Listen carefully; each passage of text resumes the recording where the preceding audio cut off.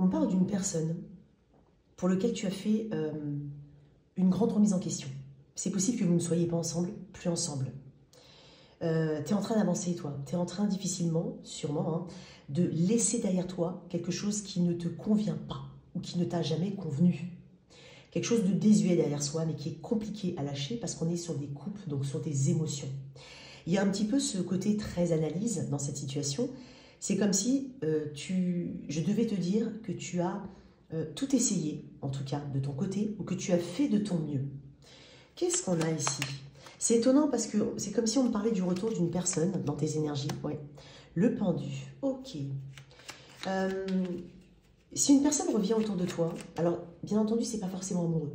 Ça peut être un membre de ta famille, un ami, peu importe le type de relation. On peut avoir il y a beaucoup de cancers poissons scorpion ici, puis on a l'énergie des poissons, donc peut-être au mois de mars.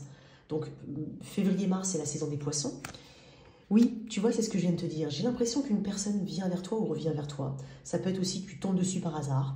Ça peut être avoir des nouvelles de cette personne, pas forcément au niveau physique, mais au niveau communication, donc écrit. Je vais quand même te dire que j'ai pas l'impression que cette personne, elle prenne conscience quand même de la situation. En tout cas, de ce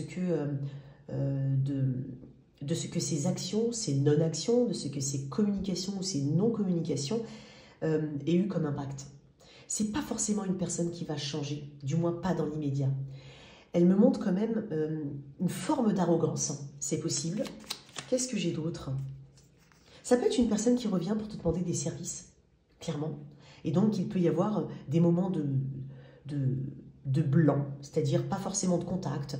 Voilà, il y a peut-être quelqu'un d'un peu opportuniste ici, hein, clairement, moment de blanc. Oui, tempérance.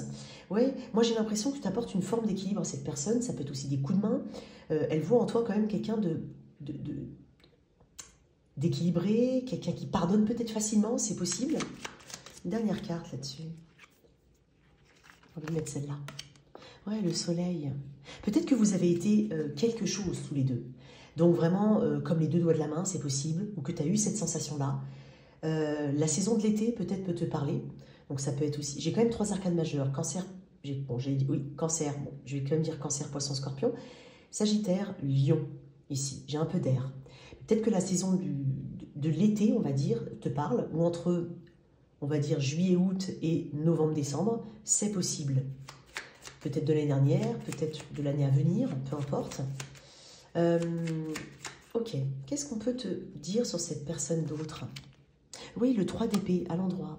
Je pense que tu as des doutes, clairement, sur sa sincérité, donc peut-être même au niveau amical, hein, sur sa sincérité, tu te demandes s'il n'y a pas autre chose.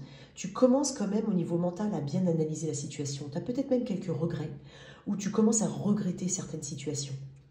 Tu n'as peut-être pas aussi envie de regretter, de dire quelque chose, parce que je sens quand même un caractère ici. Tu as du caractère, mais tu es lié plus par les émotions que par... donc les émotions peuvent en fait prendre le pas sur ta logique, et ça peut te faire déborder, c'est possible. Ouais, le mat. Oui, hein, comme si tu ne voulais pas prendre de risques inconsidérés. Tu as envie de dire quelque chose à cette personne. Tu as envie de sortir de ta zone de confort justement pour lui dire certaines choses. Le mât, c'est quand même un parcours initiatique. C'est comme si tu as beaucoup appris en fait sur toi-même avec cette situation. Une petite carte d'évolution ou un conseil, peu importe. Le 4 d'épée, oui. C'est le repos, c'est le recul, c'est peut-être ne pas répondre ou prendre le temps, en tout cas, avant de répondre, avant de réagir. Le 4 d'épée, c'est s'éloigner de la vie, on va dire, de tout ce qui peut causer du bruit ou des interférences pour que tu puisses réfléchir au mieux. C'est aussi prendre soin de soi.